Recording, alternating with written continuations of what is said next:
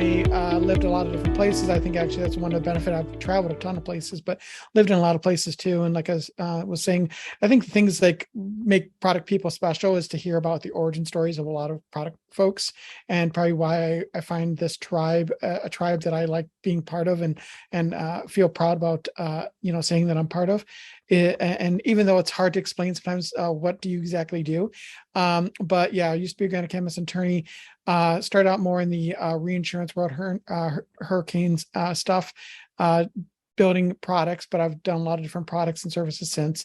Actually was for many years organizing the product camp in the Twin Cities. So I'm really a fan of product camps and what they bring. So definitely try to support, it's a great opportunity to go on a vacation and check them out. They just had one last weekend in Dallas. 2 weekends ago was in Atlanta. It's actually a fun thing. I've done like even international ones, like Vancouver has got a great product camp, a lot of things. So just thinking about if you're looking for an opportunity to venture out, product camps are a good way to do that, along with checking out some cool places. But now I'm at a B stage startup. I was consulting for 5 years, and I went back to work life. So that's just a little bit about me. But a lot of the things that I think that have, at least I've attributed to any success that I've had, is around my skills around behavioral science and data science. And so today I'm talking about behavioral science, and why do you think behavioral science is important? What does behavioral science mean to you? You can either put in the chat or speak up, whichever you prefer to do. I'd love to get some participation. See if I can open up the chat so I can see it on the side. Here I go. Okay. So either in the chat, if you, what attracted you? You saw something on behavioral science. Why did you even think the session would be kind of cool, or at least interesting enough to come to?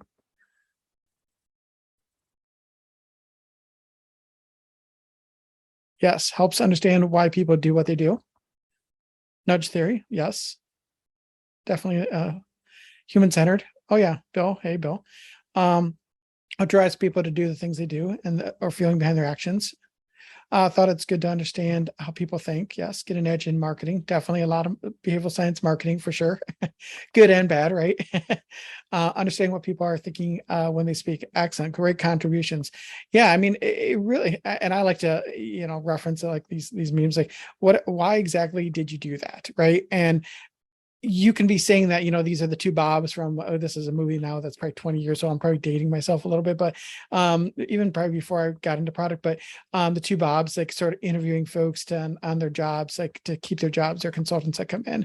And I feel like as a product manager, we have, one is, I find the power of behavioral science important because it helps you understand yourself and how you interact with the world. So looking inward towards yourself, understanding your customers, certainly, as we always go right to our customers, but also in addition, really understanding our colleagues and interacting better with our colleagues. So really on those three fronts, I think behavioral science is a really powerful thing, and understanding some of those tendencies that we face. And so how can behavioral science expertise be used as a superpower? Is to better understand your customers and colleagues, like we were talking about, but really asking better questions, right? And so asking better questions is the more questions you can ask and really get better, deeper understandings around is really important. But also formulating better hypotheses. So behavioral science, just like data science, should be thought of, it's just like organic chemistry. There's a scientific process. You should be forming hypotheses, testing those hypotheses, learning from those results, and then repeating that process to eventually get to the space that you're trying to get to. And then also designing those better experiments, and of course communicating better with others. And a lot of things certainly on that communication front. We're people working with people until the bots take over. We're working with each other. So we want to have an enjoyable environment. And so when we think about this, though, and moving into this, I don't know if anyone's a fan of The Simpsons, but it's been around for a long time. I think it's been a little while since I watched it, probably a year or more since I watched a rerun, because now that we're traveling and just been busy. But I've always identified with a little bit more with Bart but we have a little bit of Bart and a little bit of Lisa in us. And we say Bart and Lisa. So he's that fast system one thinking person. He's instinctual, he's quick acting, he's confident and certain, probably too much, a little too emotional driven, right? And then there's Lisa, right? Lisa's the person that I always aspire to be more. And obviously being a former chemist, there's like, and I still, a lot of things around data science. I still find a lot of things that I relate to with Lisa, but my natural tendency is a little more Bart. And she is more slow, system two thinking, deliberate and methodical acting, humble and uncertain, and analytically driven. But we each have Bart and Lisa in us, just like every person that we're interacting with, our customers. But the good thing to understand is like, how do we want to? We're spend more time in Bart land than we spend in Lisa land, and that's just a reality. There's this concept of system one and system two thinking, that fast thinking or slow thinking, and there's the book Thinking Fast and Slow that goes through a lot of the research around it, and Tversky and Kahneman, who had done the original research. That definitely recommend the book, but actually I recommend the Undoing Project by Michael Lewis first, because I think it's a great story. It's about their story, their professional lives, and you'll learn a lot about the research that they did right through that. So, but system one and system two thinking is important, because oftentimes we're transitioning back and forth between this, and we're getting our customers in different stages, we're getting our colleagues in different stages, and it's important to understand how to which stage we're communicating with folks and how to drive them more to the stage that we need them at the time. And are we messaging in a way that makes sense? But let's go through. There's over 180 biases that are out there listed in behavioral science that have been identified, and we're just going to touch on a few of them today. A few of them that I think are really important for product managers to understand. And so let's go through those. But of course, if you're product marketing, if you're UX, these are things you probably heard of. And I start off with the easy one. Who's heard of confirmation bias? And someone in the chat or wants to speak up can talk about what confirmation bias is. Anyone brave? You can be, you can just do it in chat if that works. I mean, basically, you go around trying to find people that will support your opinions or your thoughts or your thoughts. Yes.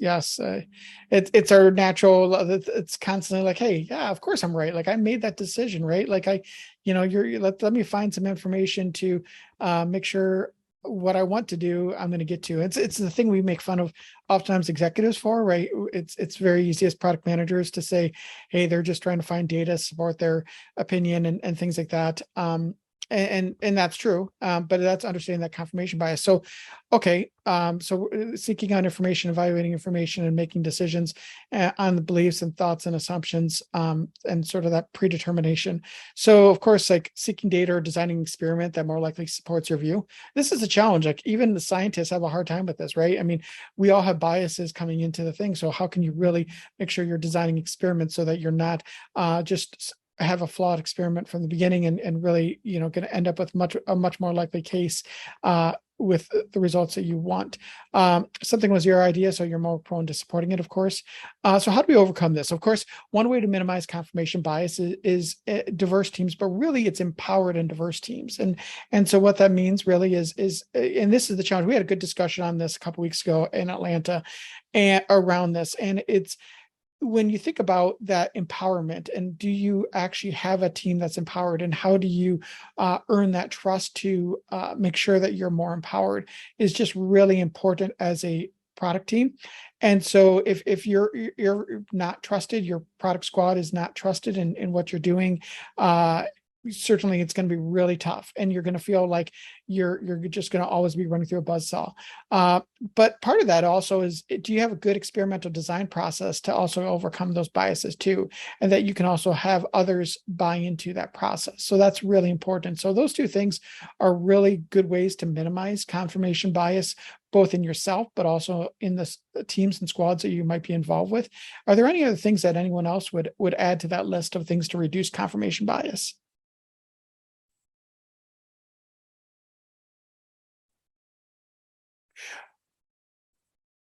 Saw one question in the chat. I was like, oh, I missed that before. No, behavioral science is definitely not just Americans. It applies to everyone. Definitely. Good question. In fact, one of, what is the name of that conference? It's out of the UK, but it has people all over the world every year. Rory, maybe behavioral science and United Kingdom or London conference, and you'll maybe find it. I don't know if that will find it. I can't think if I think of it off the top of my head. But it's a great way. In fact, I would say a lot of the things around behavioral science. There's a lot of great stuff happening in India. I heard some very interesting things. In fact, if you, I'll have some recommendations at the end of this session where it'll talk about different things. And some of those interviews, they have people all over the world when they're from different podcasts participating. So definitely behavioral science. We're now there are cultural things that change what our defaults are more, or what we might, some of the biases are, where certainly some of it's cultural influence, but it's certainly the biases in general are equal. And in fact, I've done some of the experiments, like when I've been in South America or Africa or other areas, conducting some experiments, just basic behavioral science things, to just see how aligned it was to when in America, and it's pretty much the same. So great question. Okay, confirmation bias, that's the easy one. Okay, endowment effect and a key effect. They're related, so I put them on the same slide, but they're two different things. Anyone hear of either one of these or both of these? And IKEA is like the store IKEA. So Yeah, key I've seen that in effect. okay, what's a key effect then? Do you know what that is? I mean, I don't shop at IKEA personally, but I'm under the assumption that everybody wants to try to make their life easier or find a way to make their lives easier. And you can go into that store, buy similar same product, and just get on with your life. Okay, thanks for yeah, a little bit different. I'm gonna yes and a little bit. I could because one of the things, what does IKEA, when you go into IKEA, what are we known for? What do you have to do when you buy almost anything at IKEA? You have to sort of put it together, right? You get this nice little instructions. Yeah, build it yourself.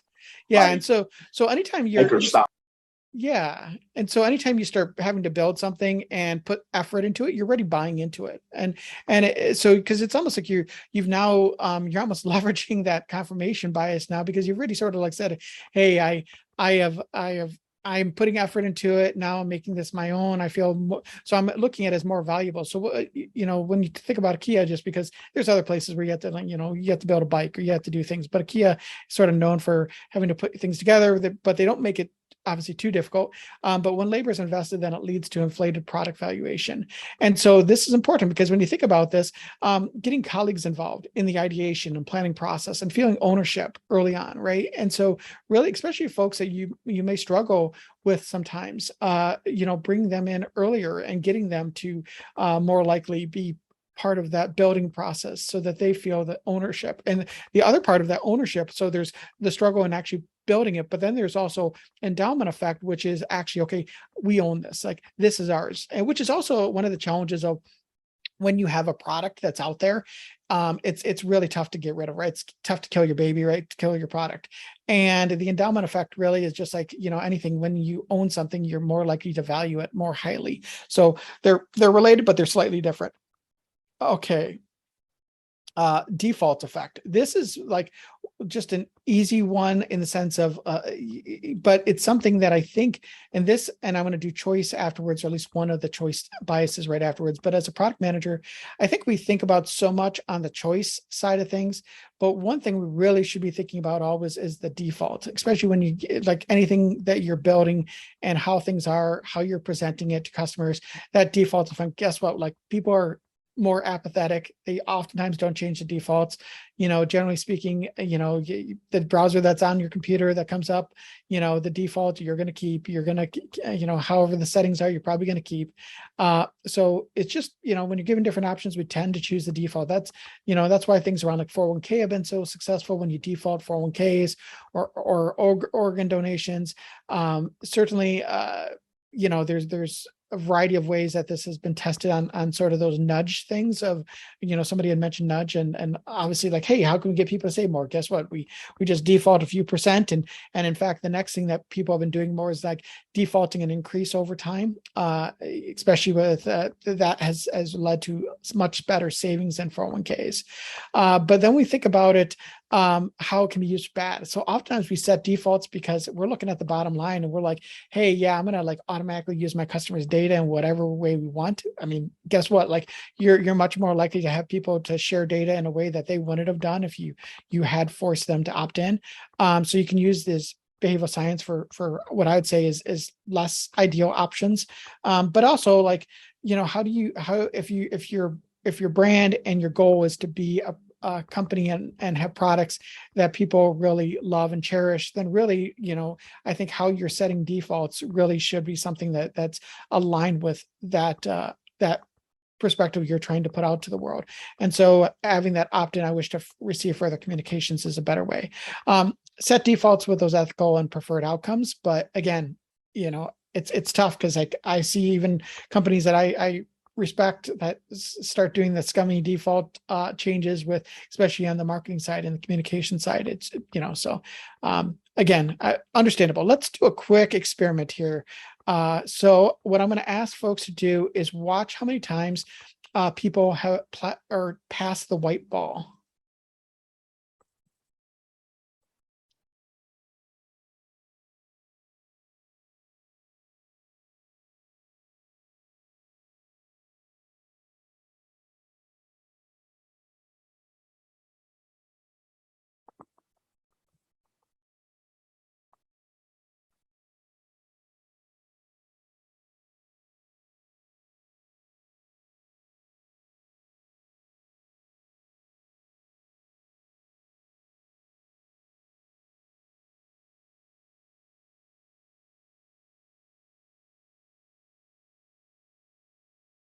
So how about in the chat or any put how many you counted? How many times did the white people in the white shirts pass the ball? 14, 15, 16? Well, one of them's right. Anyone else? Did anyone else see anything else? In addition to, okay, got it. Gorilla, yes. That's one thing. How many people didn't capture or see the gorilla? It's passive versus throws. That's fair. Yes, what gorilla exactly? And what else was there other than the gorilla? Anyone notice anything else?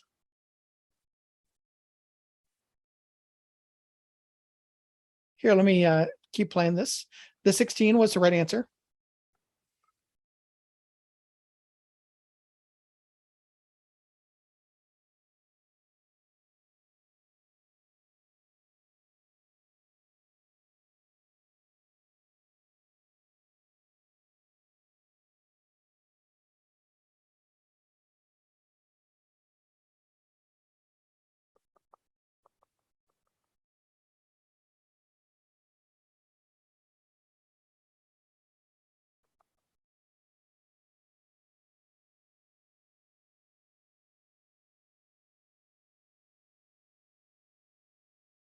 So you can see here, I mean, this is what goes around called inattentional bias. And we all have this. I mean, and it's not a bad thing. So I think people think they miss a gorilla and they're like, how did I miss that? Like they think, boy, I must be stupid. Like I didn't see that. Like, no, that's not the right thing. It's like you're good at like being able to focus. You're asked to watch people pass the ball. And so you're really good at being able to focus in on that. And that's definitely a good thing. But it's also a thing that, depending on the circumstance, you obviously it may be good or maybe bad depending on the circumstance. So we have inattentional bias, all of us to a certain degree. And so what is it? Failure to notice a fully visible but unexpected object because attention was engaged at another task, event, or object.